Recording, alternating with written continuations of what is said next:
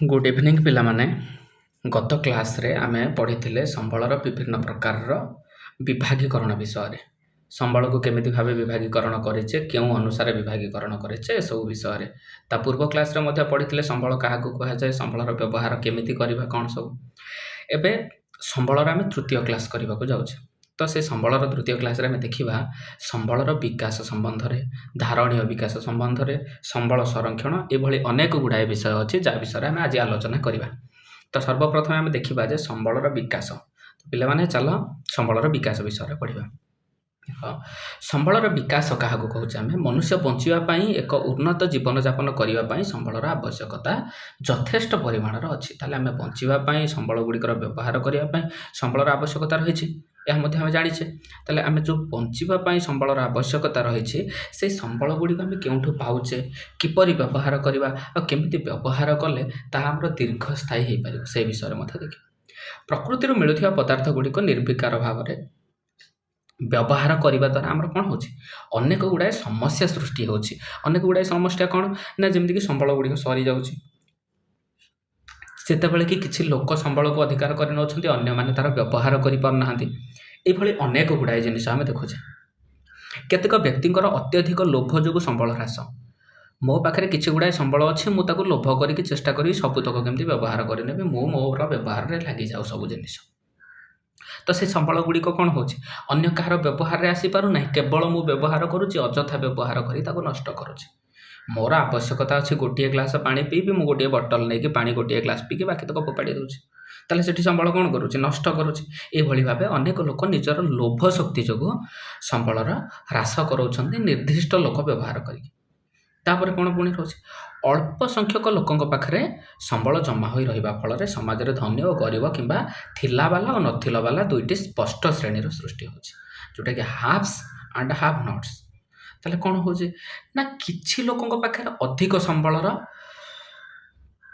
ସମ୍ବଳର ଗଚ୍ଛିତ ପରିମାଣ ରହିଯାଉଛି ଅଳ୍ପ ଲୋକଙ୍କ ପାଖରେ ସମ୍ବଳର ସମ୍ପୂର୍ଣ୍ଣ ଅଧିକାର ରହୁଛି ତେଣୁ ସେମାନେ ଅଧିକ ବ୍ୟବହାର କରୁଛନ୍ତି ନିଜ ଇଚ୍ଛା ମୁତାବକ ବ୍ୟବହାର କରୁଛନ୍ତି ଆଉ ଅନେକ ଲୋକ ଅଛନ୍ତି ଯେଉଁମାନଙ୍କର କି ସମ୍ବଳର କୌଣସି ବ୍ୟବହାରରେ ଆସିପାରୁନାହିଁ ଯାହାର ଆବଶ୍ୟକତା ରହିଛି ତା ପାଖରେ ସମ୍ବଳ ମିଳିପାରୁନାହିଁ କିଛି ନିର୍ଦ୍ଦିଷ୍ଟ ଲୋକଙ୍କ ପାଖରେ ସମ୍ବଳ ସମ୍ପୂର୍ଣ୍ଣ ଭାବରେ ଗଚ୍ଛିତ ହୋଇକି ରହିଯାଇଛି ତାଦ୍ୱାରା ମଧ୍ୟ କ'ଣ ହେଉଛି ନା ସମ୍ବଳର ଠିକ୍ ଭାବରେ ବ୍ୟବହାର ହୋଇପାରୁନାହିଁ ଆଉ କ'ଣ ହେଉଛି ନିର୍ବିକାର ସମ୍ବଳ ଉତ୍ତୋଳନ ଯୋଗୁଁ ପାରିସ୍ଥିତିକ ସମସ୍ୟା ସୃଷ୍ଟି ହେଉଛି ଏମିତି ଦେଖ ମନ ଇଚ୍ଛା ସମ୍ବଳକୁ ଆମେ ବ୍ୟବହାର କରିବା ଖଣି ଉତ୍ତୋଳନ କରିବା ମନ ଇଚ୍ଛା ଏସବୁ କାମ କରିବା ଦ୍ୱାରା କ'ଣ ହେଉଛି ନା ଭୂତପ୍ତିକରଣ ମାଟି ତଳକୁ ଖୋଳି ଖୋଳି ଚାଲୁଛେ ମାନେ ତାପମାତ୍ରା ବଢ଼ୁଛି ନା ବଢ଼ୁନି ବଢ଼ୁଛି ତାହେଲେ ମାଟିର ତାପମାତ୍ରା ଧୀରେ ଧୀରେ ବାୟୁର ସଂସ୍ପର୍ଶରେ ଆସୁଛି ବାୟୁମଣ୍ଡଳର ତାପମାତ୍ରା ବଢ଼ୁଛି ଯାହାଫଳରେ କ'ଣ ହେଉଛି ବିଭିନ୍ନ ପ୍ରକାରର ଗ୍ଲୋବାଲ ୱାର୍ମିଂ ଘଟଣା ଘଟୁଛି ଯେଉଁଗୁଡ଼ା କହୁଛେ ଆମେ ବିଶ୍ୱ ତାପନ ବୃଦ୍ଧି ହେଉଛି ଆହୁରି ମଧ୍ୟ କ'ଣ ହେଉଛି ନା ଅନେକ ଗୁଡ଼ାଏ ଗ୍ୟାସ୍ ସୃଷ୍ଟି ହେଉଛି ଯେମିତିକି କ୍ଲୋରୋଫ୍ଲୋରୋକାର୍ବନ ଏସବୁ ମଧ୍ୟ ସୃଷ୍ଟି ହେଉଛି ଯେଉଁଗୁଡ଼ା କ'ଣ କରୁଛନ୍ତି ଓଜନ ସ୍ତରରେ ରନ୍ଧ୍ର କରୁଛନ୍ତି ମିଥେନ୍ ଗ୍ୟାସ୍ ଅଧିକ ପ୍ରଡ୍ୟୁସ୍ ହେଉଛି କ୍ଲୋରିନ୍ ଅଧିକ ପ୍ରଡ୍ୟୁସ୍ ହେଉଛି ଏସବୁ ଯୋଗୁଁ ବିଭିନ୍ନ ପ୍ରକାରର ଅସୁବିଧା ହେଉଛି ଆହୁରି କ'ଣ ହେଉଛି ପରିବେଶ ପ୍ରଦୂଷଣ ହେଉଛି ବାରମ୍ବାର ସମ୍ବଳରେ ଖଣି ଖନନ କରିବା ଦ୍ୱାରା ଆମର ପରିବେଶ ମଧ୍ୟ ପ୍ରଦୂଷଣ ହେଉଛି ଆଉ ଅଧିକ ଖନନ କରିବା ଦ୍ୱାରା ଭୂକ୍ଷୟ ହେଉଛି ଭୂମିକମ୍ପ ହେଉଛି ଭୂସ୍ଖଳନ ହେଉଛି ଏଭଳି ଅନେକ ଗୁଡ଼ାଏ ଜିନିଷ ହେଉଛି ଏବେ ଜାଣିପାରିଲେ ସମ୍ବଳର ବିକାଶ ବିଷୟରେ ତାହେଲେ ଆଉ କିଛି ଦେଖିବା ଦେଖ ପିଲାମାନେ ସମ୍ବଳ ବ୍ୟବହାରକୁ ଆମେ ନିଶ୍ଚିତ ଭାବେ ଧ୍ୟାନର ସହିତ ବ୍ୟବହାର କରିବା ଆବଶ୍ୟକ ଆମ ଜୀବନ ଧାରଣର ମାନ ଉନ୍ନତି କରିବା ଏବଂ ବିଶ୍ୱ ଶାନ୍ତି ପାଇଁ ସମ୍ବଳର ପୋଷଣୀୟ ବିକାଶ ଆବଶ୍ୟକ ଯେତିକି ସମ୍ବଳ ଆବଶ୍ୟକ ସେତିକି ବ୍ୟବହାର କରିବା ନିହାତି ଦରକାର ଯଦି ସମ୍ବଳର ବ୍ୟବହାର ମଧ୍ୟ ନ କରିବା ଆମେ ସମୟ ଅନୁସାରେ ଆଗକୁ ବଢ଼ିପାରିବା ନାହିଁ ବର୍ତ୍ତମାନ ସମୟରେ ଆମେ ଦେଖୁଛେ କ'ଣ ଖଣିଜ ତୈଳ ସମ୍ବଳର ଉତ୍ତୋଳନ ଯେପରି ଭାବରେ ହେଉଛି ତଦ୍ୱାରା ତୈଳ ଭଣ୍ଡାର ଗୁଡ଼ିକର ତୈଳ ପରିମାଣ ହ୍ରାସ ହେବା ସଙ୍ଗେ ସଙ୍ଗେ ଭବିଷ୍ୟତରେ ଏକ ବିପଦପୂର୍ଣ୍ଣ ପରିସ୍ଥିତି ସୃଷ୍ଟି ହେବ ଏବେ ଆମେ ସମସ୍ତେ କ'ଣ କରୁଛେ ଇଲେକ୍ଟ୍ରିକ୍ ଭେହିକିଲ୍ ବ୍ୟବହାର କରୁଛେ ଇଲେକ୍ଟ୍ରିକ୍ ଭେହିକିଲ୍ ଗଭର୍ଣ୍ଣମେଣ୍ଟ ସବସିଡ଼ି ଦେଉଛି କାହିଁକି ଦେଉଛି କହିଲେ ପିଲାମାନେ ଗଭର୍ଣ୍ଣମେଣ୍ଟର କ'ଣ ମୁଣ୍ଡ ଖରାପ ହେଇଯାଇଛି ଯେ ସେ ଇଲେକ୍ଟ୍ରିକ୍ ଗାଡ଼ି ଗୁଡ଼ାକରେ ସବସିଡ଼ି ଦେଉଛି ନାହିଁ ଆମର ଇଲେକ୍ଟ୍ରିକ୍ ଗାଡ଼ି ଗୁଡ଼ିକ ସବସିଡ଼ି ଦେବା ଦ୍ୱାରା ଲୋକମାନେ କ'ଣ କରିବେ ଆଗ୍ରହ ହେବେ ଆଗ୍ରହ ହେଲେ ତାକୁ କିଣିବେ, ତାକୁ ବ୍ୟବହାର କରିବେ, ଯାହାଫଳରେ କ'ଣ ହେବ, ଆମର ଯେଉଁ ପେଟ୍ରୋଲିୟମ ଜାତ ଜିନିଷ ଯେମିତିକି ଡିଜେଲ ଆଉ ପେଟ୍ରୋଲ ଏଇସବୁର ବ୍ୟବହାର କମିବ। ବ୍ୟବହାର କମିବା ମାନେ ଆମେ ଧୀରେ ଧୀରେ କ'ଣ କରିବା, ଖଣିରୁ କମ୍ ଉତ୍ତୋଳନ କରିବା। କିନ୍ତୁ ଏବେ ଯେଉଁ ପରିସ୍ଥିତିରେ ଆମେ ଯେତିକି ପରିମାଣର ବ୍ୟବହାର କରୁଛେ, ଯାହା ପାଖରେ ଦେଖିବ ଗୋଟେ ଲେଖେ ଗାଡ଼ି ନିଶ୍ଚିତ ଭାବରେ ଥିବ, ଆମେ ଗୋଟିଏ ଲୋକ ଯାଉଥିବା, ଗୋଟିଏ କାରଟେ ନେଇକି ଯାଉଥିବା, ତାହେଲେ ସେଠି କ'ଣ ହେଉଛି, ଅଯଥାରେ ତୈଳ ଭଣ୍ଡାରରୁ ତୈଳ ଉତ୍ତୋଳନ କରି ତାକୁ ସଂଶୋଧନ କରି ଆମେ ବ୍ୟବହାର କରୁଛେ, ବିଶୋଧନ କରି ତାକୁ ଆମେ ବ୍ୟବହାର କରୁଛେ, ଯାହାଫଳରେ କ'ଣ ହେଉଛି, ସେ ସମ୍ବଳ ଗୁଡ଼ାକ ଧୀରେ ଧୀରେ ସମୟ ଅନୁସାରେ ସରିଯାଉଛି, ଯାହାକି ଭବିଷ୍ୟତ ପିଢ଼ି ପାଇଁ ବିପଦପୂର୍ଣ୍ଣ। ଭବିଷ୍ୟତ ପିଢ଼ିରେ ଆମ ପିଲାମାନେ ତାକୁ ବ୍ୟବହାର କରିପାରିବେ ନାହିଁ, କାହିଁକିନା ତାଙ୍କ ପାଇଁ ଆଉ ନଥିବ। ସେଥିପାଇଁ ସମ୍ବଳର ଆବିଷ୍କାର, ଉତ୍ତୋଳନ ଓ ବ୍ୟବହାର ସମ୍ବନ୍ଧିତ ଏକ ସୁଚିନ୍ତିତ ଯୋଜନା ପ୍ରସ୍ତୁତ କରିବା ଏକାନ୍ତ ଆବଶ୍ୟକ। କ'ଣ କରିବା, ଆବିଷ୍କାର କରିବା ମାନେ ଖୋଜି ବାହାର କରିବା, ଉତ୍ତୋଳନ କରିବା, କେତିକି ଦରକାର ଉତ୍ତୋଳନ କରିବା, ଆଉ ଏହାର ବ୍ୟବହାର ସମ୍ବନ୍ଧରେ ସୁଚିନ୍ତିତ ଯୋଜନା, ତାକୁ କେମିତି ବ୍ୟବହାର କରିବା, କେଉଁଭଳି ଉପାୟରେ ବ୍ୟବହାର କରିବା, ଆଉ କେତିକି ପରିମାଣର ବ୍ୟବହାର କରିବା, ଏଇଭଳି ଯୋଜନା ଗୁଡ଼ିକ କରିବା ନିଶ୍ଚିତ ଦରକାର। ଆମେ ଜାଣିଛେ ପ୍ଲାନିଂ ବିନା କୌଣସି ଗୋଟିଏ କାମ କରିବା ଯଦି ତାହା ସଫଳ ହୋଇପାରିବ ନାହିଁ। ତାପରେ ଦେଖିବା କ'ଣ, ଏଇ ଯେଉଁ ଯୋଜନା କରିବା ଦ୍ୱାରା ଭୂପୃଷ୍ଠରେ ଥିବା ସମସ୍ତ ଜୀବଜଗତର ସ୍ଥିତି ପାଇଁ କୌଣସି ବିପଦର ସମ୍ଭାବନା ରହିବ ନାହିଁ, ଯଦି ଆମେ ପ୍ରପର ପ୍ଲାନିଂ ସହିତ କରିବା। ଆଚ୍ଛା, ଦେଖିବା ଏବେ ପ୍ରାକୃତିକ ସମ୍ବଳର ଯୋଜନା କ'ଣ କରିବା। ପ୍ରାକୃତିକ ସମ୍ବଳର ଯୋଜନାରେ କେମିତି କ'ଣ କରିବା ନା, ଭୂମି, ମୃତ୍ତିକା, ବାୟୁ, ଜଙ୍ଗଲ, ପ୍ରାଣୀ, ଉଦ୍ଭିଦ ଜଗତ ଇତ୍ୟାଦି ସମସ୍ତେ ପାରିବେଶିକ ଉପାଦାନରୁ ସର୍ବଦା ଆମକୁ କ'ଣ କରିଥାନ୍ତି, ସୁବିଧା ସୁଯୋଗ ଦେଇଥାନ୍ତି। ଆମେ ସବୁ ଜୀବମାନଙ୍କ ଉପରେ ନିର୍ଭର କରୁଛେ, ସବୁ ନିର୍ଜୀବମାନଙ୍କ ଉପରେ ମଧ୍ୟ ଆମେ ନିର୍ଭର କରୁଛେ। ତେଣୁ ସେମାନେ ଯଦି ଆମ ପରିବେଶରେ ଠିକ୍ ଭାବରେ ରହିବେ, ତାହେଲେ ଆମର ବ୍ୟବହାରରେ ଆସିପାରିବେ। ତ ପ୍ରକୃତିର ଏହି ଦାନକୁ ମନୁଷ୍ୟ ସହଜରେ ବୁଝିପାରେ ନାହିଁ। ଆମେ ତାକୁ କ'ଣ କରୁଛେ, ହେୟ ଜ୍ଞାନ କରୁଛେ, ବ୍ୟବହାର କରୁନି ଠିକ୍ରେ, ମନ ଇଚ୍ଛା ବ୍ୟବହାର କରୁଛେ। ବିଭିନ୍ନ ପ୍ରକାର ଜୀବଜନ୍ତୁକୁ ଆମେ ମାରି ସାରିଲେଣି, ତ ସେମାନଙ୍କର କ'ଣ ଆବଶ୍ୟକତା ନଥିଲା? ସେମାନଙ୍କର ବର୍ତ୍ତମାନର ଯେଉଁ ଆବଶ୍ୟକତା ପଡ଼ୁଛି ତାହା ଆମେ ଅନୁଭବ କରୁଛେ। ଅନେକ ଜାଗାରେ ସେମାନଙ୍କର ଦରକାର ପଡ଼ୁଛି, କିନ୍ତୁ କିଛି ନାହିଁ, କିଛି ଜିନିଷ ଆମେ ପାଇପାରୁନାହିଁ। ଏଇଭଳି ଯେମିତିକି ଜଙ୍ଗଲ ଗୁଡ଼ିକ କାଟି ଦେଉଛି, ସେଥିପାଇଁ ବିଭିନ୍ନ ପ୍ରକାରର ଅସୁବିଧା ହେଉଛି, ଗ୍ଲୋବାଲ ୱାର୍ମିଂ ଠାରୁ ଆରମ୍ଭ କରିକି ମରୁଭୂମି ସୃଷ୍ଟି ହେବା ପର୍ଯ୍ୟନ୍ତ ମଧ୍ୟ ପରିସ୍ଥିତି ଦେଖାଯାଉଛି। ଆଚ୍ଛା, ଦେଖ, ସଚେତନହୀନତା ଯୋଗୁଁ ବା ତ୍ରୁଟିପୂର୍ଣ୍ଣ ଭାବେ ପ୍ରାକୃତିକ ସମ୍ବଳର ଅନବରତ ବ୍ୟବହାର ଯୋଗୁଁ ଆମେ କ'ଣ କରୁଛେ, ବିଭିନ୍ନ ଅସୁବିଧାର ସମ୍ମୁଖୀନ ହେଉଛେ। ଆମେ ନିଜର ଚାହିଦା ପୂରଣ କରିବା ଲାଗି ଯେତେ ସବୁ ସମ୍ବଳ ବ୍ୟବହାର କରୁଛେ, କେବଳ ତାହା ଚାହିଦା ପୂରଣ ନୁହେଁ, ଆମର ଅଧିକାର ଆବଶ୍ୟକ ଥିବା ବା ଅଧିକାରରୁ ଅଧିକ ଆମେ ବ୍ୟବହାର କରିନେଉଛେ। ତେଣୁ ସେଗୁଡ଼ିକ ହେଉଛି ସମ୍ବଳର ସଂରକ୍ଷଣ କରିବା ବଦଳରେ ଆମେ ସମ୍ବଳର କ୍ଷୟ କରିଚାଲୁଛେ, ଅଯଥା ବ୍ୟବହାର କରୁଛେ। ତାହେଲେ ଏହି ସମ୍ବଳର ଅତ୍ୟଧିକ ଓ ଅନୁଚିତ ବ୍ୟବହାର ମନୁଷ୍ୟ ସମାଜ ପାଇଁ ଏକ ବିପଦର ସଂକେତ ସୃଷ୍ଟି କରୁଛି। ଭବିଷ୍ୟତରେ ଆମକୁ ସମ୍ବଳର ଅଭାବ ଦେଖାଯିବ, ଆଉ ତାକୁ ଆମେ କ'ଣ କରିପାରିବା ନାହିଁ, ଠିକ୍ରେ ବ୍ୟବହାର କରିପାରିବା ନାହିଁ। ଏମିତି ପରିମାଣରେ ଆମେ ପେଟ୍ରୋଲିୟମ ବ୍ୟବହାର କରୁଛେ, ଆମ ଭବିଷ୍ୟତ ପିଢ଼ି ଯେତେବେଳେ ଆସିବେ, ସେମାନେ କେବଳ ପେଟ୍ରୋଲିୟମର ଶବ୍ଦଟି ହିଁ ଜାଣିବେ, ତାଙ୍କ ପାଇଁ କୌଣସି ପ୍ରକାର ପେଟ୍ରୋଲିୟମ ସଂରକ୍ଷିତ ହୋଇ ରହିନଥିବ। ଜାଣିହେଲା। ଆଚ୍ଛା, ଏବେ ଦେଖିବା ଏଗୁଡ଼ିକ ବିବେକାନୁମୋଦିତ ଭାବେ ବ୍ୟବହୃତ ହୋଇଛି କି ନାହିଁ ସେ ସମ୍ବନ୍ଧରେ ସଚେତନ ରହିବା ସମସ୍ତ ମନୁଷ୍ୟ ସମାଜ ପାଇଁ ନିତ୍ୟାନ୍ତ ଆବଶ୍ୟକ। ପ୍ରାକୃତିକ ସମ୍ବଳ ଗୁଡ଼ିକର ବ୍ୟବହାର କରିବାରେ ମିତବ୍ୟୟିତା ଅବଲମ୍ବନ କରିବା ଏବଂ ସେଗୁଡ଼ିକ ସଂରକ୍ଷଣ ପାଇଁ ଉପଯୁକ୍ତ ପଦକ୍ଷେପ ନେବା ହେଉଛି ପ୍ରକୃଷ୍ଟ ପନ୍ଥା। ତାହେଲେ କେତିକି ସମ୍ବଳ ବ୍ୟବହାର କରିବା, କେଉଁ ପରିମାଣରେ ବ୍ୟବହାର କରିବା ଆଉ କେଉଁ କେଉଁ କ୍ଷେତ୍ରରେ ବ୍ୟବହାର କରିବା, ଏହିସବୁ ଜିନିଷ ଯଦି ଆମେ ଠିକ୍ ଭାବରେ ପରିଚାଳନା କରିପାରିବା, ତାହେଲେ ଆମେ ସମ୍ବଳର ସଠିକ୍ ବ୍ୟବହାର କରିପାରିବା। ଆଚ୍ଛା, ଗୋଟେ ଭଲ ଜିନିଷଟେ ଦେଲା ପିଲାମାନେ, ଦେଖ, ଭାରତ ମହାସାଗରର ଇଇଜେଡ୍ କ'ଣ, ଇକୋନୋମିକ୍ ଏକ୍ସକ୍ଲୁଜିଭ୍ ଜୋନ୍, ଯେଉଁ ଆମେ ଦେଖିଥିଲେ ଯେ 200 ନଟିକାଲ ମାଇଲ, ସେହି ଅଞ୍ଚଳ ଭିତରୁ ଭାରତର ପାଖାପାଖି ସମୁଦ୍ରକୂଳ 200 ନଟିକାଲ ମାଇଲ ଭିତରେ ଆମେ କ'ଣ କରିପାରିବା, ଯେତେ ସବୁ ମାଙ୍ଗାନିଜ୍ ପିଣ୍ଡ ଅଛି ତାକୁ ଆମେ ଉତ୍ତୋଳନ କରିପାରିବା ବୋଲି କେଉଁଠୁ ଆମକୁ ଅଧିକାର ମିଳିଛି, ସଂଯୁକ୍ତ ରାଷ୍ଟ୍ର ସଂଘଠନ। ଆମ ଭାରତ ମଧ୍ୟ ସେଠୁ ସଂଗ୍ରହ କରୁଛି।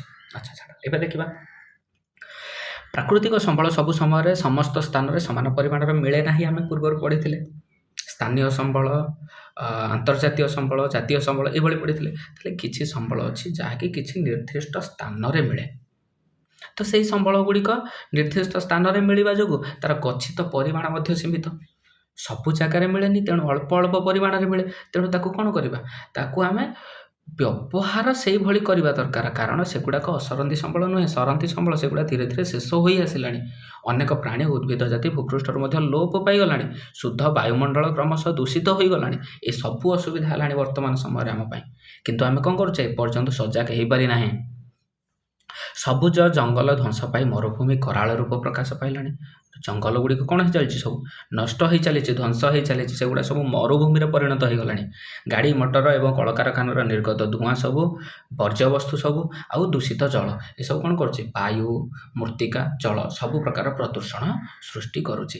ଏବେକା ସମୟରେ ଆମେ ଦେଖିବା ଯଦି ଦିଲ୍ଲୀରେ ପଲ୍ୟୁସନ୍ ଏତେ ପରିମାଣର ଯେ ସେଠି ଲୋକମାନେ କିଛି ବର୍ଷ ପରେ କ'ଣ କରିବେ, ଫିଲ୍ଟର ମାସ୍କ ଲଗେଇକି ବୁଲିବେ ନିଶ୍ୱାସ ପ୍ରଶ୍ୱାସ ନେବା ପାଇଁ, ବିଶୁଦ୍ଧ ବାୟୁ ତାଙ୍କୁ ନାହିଁ।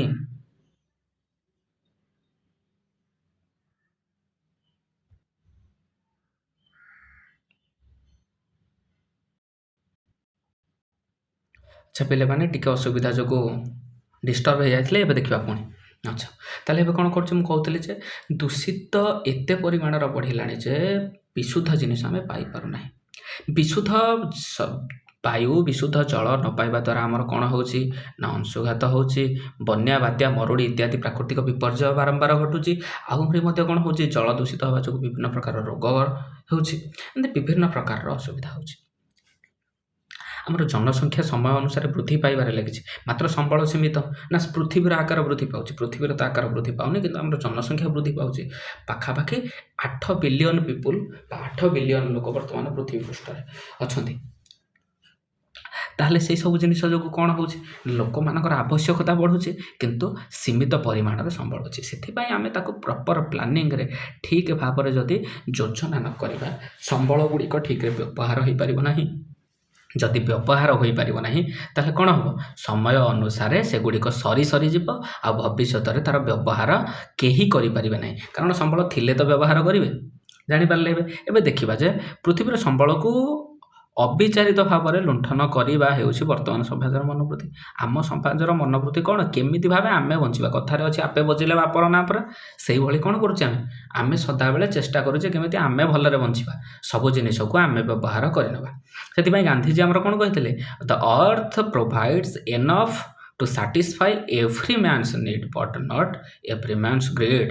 ତାହେଲେ ଆମ ପୃଥିବୀ ଯଥେଷ୍ଟ କ'ଣ ପାଇଁ, ସମସ୍ତଙ୍କର ଆବଶ୍ୟକତାକୁ ପୂରଣ କରିବା ପାଇଁ, to satisfy every man's need but not every man's greed. ଆମର ଲୋଭକୁ କିନ୍ତୁ ସେ କ'ଣ କରିପାରିବନି, ସାଟିସ୍ଫାଇ କରିପାରିବ ନାହିଁ। ଆବଶ୍ୟକତା ପୂରଣ କରିପାରିବ, ମାତ୍ର ଲୋଭକୁ ପୂରଣ କରିପାରିବନି।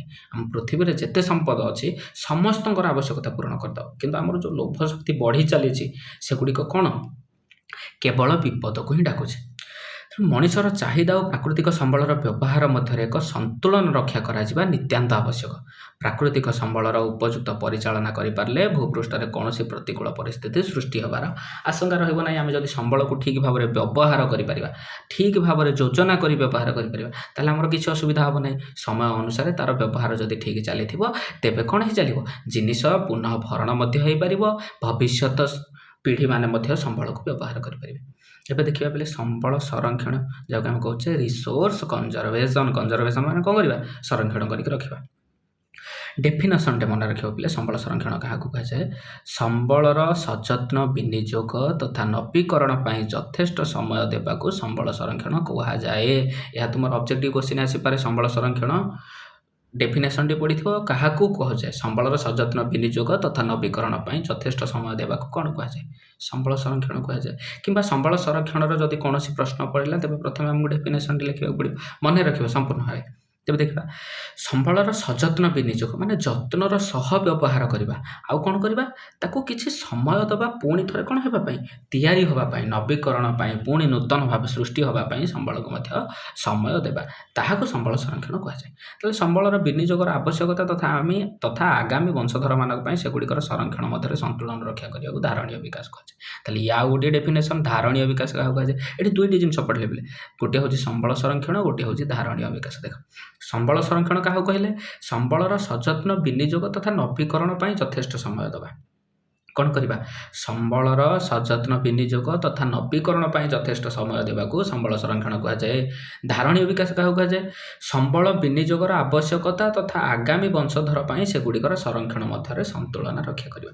ତାହା ମାନେ କ'ଣ, ଧାରଣୀୟ ବିକାଶ ଆମକୁ ଏଇଆ କହୁଛି, ଆମେ ସମ୍ବଳର ବ୍ୟବହାର କରିବା, ଆମେ କ'ଣ କରିବା, ସମ୍ବଳର ବ୍ୟବହାର କରିବା, ମାତ୍ର ସେ ସମ୍ବଳକୁ ଏମିତି ଭାବରେ ବ୍ୟବହାର କରିବା ଯେ ବ୍ୟବହାର ଆମର ଲାଗିବ, ଅଳ୍ପ ପରିମାଣରେ ବ୍ୟବହାର ହେବ, ଆଉ ଆମ ଭବିଷ୍ୟତ ପିଢ଼ିମାନଙ୍କ ପାଇଁ ମଧ୍ୟ କ'ଣ ହେଇକି ରହିବ, ସଂରକ୍ଷିତ ହେଇକି ରହିବ। ଗୋଟେ ଉଦାହରଣ କହୁଛି ପିଲାମାନେ ମନେ ରଖ। ଆମେ ବାଇକ୍ ବ୍ୟବହାର କରୁଛେ, ଇଲେକ୍ଟ୍ରିକ୍ ବାଇକ୍ ବ୍ୟବହାର କରିବା ଦ୍ୱାରା ପେଟ୍ରୋଲିୟମ ବଞ୍ଚିବ, ତାକୁ ସମ୍ବଳ ସଂରକ୍ଷଣ କୁହାଯାଏ। ମାନେ ତାର ଗୋଟେ ସବଷ୍ଟିଚ୍ୟୁଟ୍ ବାହାର କଲେ, ଇଲେକ୍ଟ୍ରିକ୍ ଗାଡ଼ି ବ୍ୟବହାର କଲେ, ତେଣୁ ପେଟ୍ରୋଲିୟମ ଆମର ବଞ୍ଚିକି ରହିଲା, ସେଗୁଡ଼ିକ ସମ୍ବଳ ସଂରକ୍ଷଣ କୁହାଯାଏ। ସେଥିରୁ ମଧ୍ୟ ପୁନଃ ଭରଣ ହେଇପାରିବ, ନବୀକରଣ ଯୋଗ୍ୟ ହେଇପାରିବ, ତାହାକୁ ଆମେ ସମ୍ବଳ ସଂରକ୍ଷଣ କହିଲେ। କିନ୍ତୁ ଧାରଣୀୟ ବିକାଶ କାହାକୁ କହିଲେ? ଆମେ ପେଟ୍ରୋଲ ପକେଇକି ଗାଡ଼ି ଚଲେଇବା, କିନ୍ତୁ କେମିତି ଗାଡ଼ି ଚଲେଇବା? ଯାହାର ମାଇଲେଜ୍ ଦେଖାଉଥିବ 80 କିଲୋମିଟର 90 କିଲୋମିଟର ପର ଲିଟର, ସେଗୁଡ଼ିକ ବ୍ୟବହାର କରିବା ଦ୍ୱାରା କ'ଣ ଆମର ଫୁଏଲ୍ ଏଫିସିଏଣ୍ଟ ହେଲା। ତାମାନେ ଅଳ୍ପ ତେଲ ଖର୍ଚ୍ଚରେ, ଅଳ୍ପ ପେଟ୍ରୋଲ ଖର୍ଚ୍ଚରେ ଆମେ କ'ଣ କଲେ? ଯାତ୍ରା କରିପାରିଲେ, ଯାହାଫଳରେ କି ଆମେ ବ୍ୟବହାର ମଧ୍ୟ କଲେ ଆଉ ଭବିଷ୍ୟତ ପିଢ଼ି ପାଇଁ ମଧ୍ୟ ସଂରକ୍ଷଣ କରିବାର ବ୍ୟବସ୍ଥା କଲେ। ଏବେ ଜାଣିପାରିଲେ ସମ୍ବଳ ସଂରକ୍ଷଣ ଆଉ ଧାରଣୀୟ ବିକାଶ ମଧ୍ୟରେ ପାର୍ଥକ୍ୟ। ଏବେ ଦେଖିବା ସମ୍ବଳ ସଂରକ୍ଷଣର ବାସ୍ତବ ତଥା ମୌଳିକ ଉଦ୍ଦେଶ୍ୟ କ'ଣ? ତାହେଲେ ପ୍ରଥମେ ସମ୍ବଳ ସଂରକ୍ଷଣ କରିବା କାହିଁକି? ପ୍ରଥମ କାର୍ଯ୍ୟ ହେଲା ଜୀବନ ଧାରଣ ପାଇଁ ଅପରିହାର୍ଯ୍ୟ ପରିବେଶ ସୁରକ୍ଷା। ସମ୍ବଳ ସଂରକ୍ଷଣର ବାସ୍ତବ ମୌଳିକ ଉଦ୍ଦେଶ୍ୟର ପ୍ରଥମ ଉଦ୍ଦେଶ୍ୟଟି କ'ଣ? ଜୀବନ ଧାରଣ ପାଇଁ ଅପରିହାର୍ଯ୍ୟ ପରିବେଶ ସୁରକ୍ଷା। ମନେ ରଖିବା 3ଟା ଯାକ ପଏଣ୍ଟ। ଦ୍ୱିତୀୟଟି ହେଉଛି ପରିସଂସ୍ଥାକୁ ବିନିଯୋଗ କରିବା ସତ୍ତ୍ୱେ ପରିସଂସ୍ଥାର ଅନ୍ତର୍ନିହିତ କ୍ଷମତାକୁ ଅକ୍ଷୁଣ୍ଣ ରଖିବା। ପରିସଂସ୍ଥାକୁ ବ୍ୟବହାର କରିବା, ପରିସଂସ୍ଥା କାହାକୁ କହୁଛେ? କୌଣସି ଏକ ପରିବେଶରେ ଜୀବ ଓ ନିର୍ଜୀବମାନଙ୍କ ମଧ୍ୟରେ ଥିବା ସହାବସ୍ଥାନକୁ ଆମେ କ'ଣ କହିଲେ? ପରିସଂସ୍ଥା କହିଲେ। ତାହେଲେ ସେ ପରିସଂସ୍ଥାର ବିନିଯୋଗ କରିବା, ପରିସଂସ୍ଥାର ବ୍ୟବହାର କରିବା, କିନ୍ତୁ ପରିସଂସ୍ଥାର ଅନ୍ତର୍ନିହିତ କ୍ଷମତାକୁ ଅକ୍ଷୁଣ୍ଣ ରଖିବା। ପରିସଂସ୍ଥା ଭିତରେ ଯେଉଁ ସବୁ ଜୀବ ନିର୍ଜୀବମାନେ ଅଛନ୍ତି ସେମାନଙ୍କର ଯେମିତି କିଛି ଅସୁବିଧା ନ ହେବ। ତୃତୀୟ ପଏଣ୍ଟରେ କ'ଣ ଦେଖିଲେ? ଜୈବ ବିବିଧତାକୁ ସୁରକ୍ଷିତ ରଖିବା। ଆମ ପରିବେଶରେ ଯେଉଁ ସବୁ ଜୀବମାନେ ଅଛନ୍ତି ସେମାନଙ୍କର ବିବିଧତାକୁ, ସେମାନଙ୍କୁ ଅକ୍ଷୁଣ୍ଣ ରଖିବା, ସେମାନେ କେମିତି ଭଲରେ ବଞ୍ଚିବେ, ସେମାନେ ନିଜର ଜୀବନଯାପନ କରିପାରିବେ, ସେଥିପ୍ରତି ଧ୍ୟାନ ଦେବା। ଆଚ୍ଛା, ଧାରଣୀୟ ବିକାଶର ବିଶେଷତ୍ୱ ପିଲେ ପିଠି 6ଟି ପଏଣ୍ଟ ତୁମର ଦେଇଛି। ଇଏ ଲଙ୍ଗ କ୍ୱେଶ୍ଚିନ୍ ମଧ୍ୟ ଆସିପାରେ, ତାକୁ ବାରମ୍ବାର ମନେ ରଖିବ। ଧାରଣୀୟ ବିକାଶର ପ୍ରଥମ ବିଶେଷତ୍ୱ କ'ଣ? ପୃଥିବୀର ସମସ୍ତ ଜୀବଜନ୍ତୁଙ୍କ ପ୍ରତି ସମ୍ମାନ ଓ ଯତ୍ନଶୀଳ ହେବା ପ୍ରଥମ। ଦ୍ୱିତୀୟରେ ମନୁଷ୍ୟର ଜୀବନ ଧାରଣ ମାନ ଉନ୍ନତି ଆଣିବା। ତୃତୀୟରେ ପୃଥିବୀର ସାମର୍ଥ୍ୟ ଓ ବିବିଧତାର ସଂରକ୍ଷଣ କରିବା। ଚତୁର୍ଥରେ ଦେଇଛି ପ୍ରାକୃତିକ ସମ୍ବଳର ଅବକ୍ଷୟ ଯଥାସମ୍ଭବ ହ୍ରାସ କରିବା। ପଞ୍ଚମରେ ପରିବେଶ ପ୍ରତି ବ୍ୟକ୍ତିଗତ ଆଭିମୁଖ୍ୟ ଓ ବ୍ୟବହାରର ପରିବର୍ତ୍ତନ ଆଣିବା। ତାପରେ ସେ ବିଭିନ୍ନ ଅଞ୍ଚଳବାସୀଙ୍କୁ ସେମାନଙ୍କ ପରିବେଶ ପ୍ରତି ଯତ୍ନବାନ ହେବା ପାଇଁ ସକ୍ଷମ କରିବା। ଏଥିରେ ତ କିଛି ବୁଝିବା ପାଇଁ ନାହିଁ, ପୂର୍ବରେ ସେ ସବୁ କଥାକୁ ଆଲୋଚନା କରିସାରିଛେ, ତେଣୁ ଏଇ 6ଟି ପଏଣ୍ଟ ମନେ ରଖିଦେବ। ଇଏ ଆସିପାରେ ଲଙ୍ଗ କ୍ୱେଶ୍ଚିନ୍, ବହୁତ ଗୁରୁତ୍ୱପୂର୍ଣ୍ଣ ତଥ୍ୟଟି। ତାପରେ ଦେଖିବା ସମ୍ବଳ ସଂରକ୍ଷଣର ମୁଖ୍ୟ 3ଟି ଉପାୟ। ସମ୍ବଳ ସଂରକ୍ଷଣକୁ ଆମେ କେମିତି ଭାବରେ କରିପାରିବା ତାକୁ ଆଲୋଚନା କରିବା। ପ୍ରଥମେ ଦେଖିବା ସମ୍ବଳ ବ୍ୟବହାରର ଯଥୋଚିତ ହ୍ରାସ। କ'ଣ କରିବା? ସମ୍ବଳର ବ୍ୟବହାରର ଯଥୋଚିତ ହ୍ରାସ, ତାମାନେ ଯେତିକି ସମ୍ବଳ ଆମେ ବ୍ୟବହାର କରୁଥିଲେ ସମୟ ଅନୁସାରେ ସେ ବ୍ୟବହାରକୁ କମେଇ ଯିବା। ଜାଣିହେଲା। ତାପରେ କ'ଣ? ସମ୍ବଳର ପୁନଃ ଚକ୍ରୀକରଣ କୌଶଳ ଅବଲମ୍ବନ।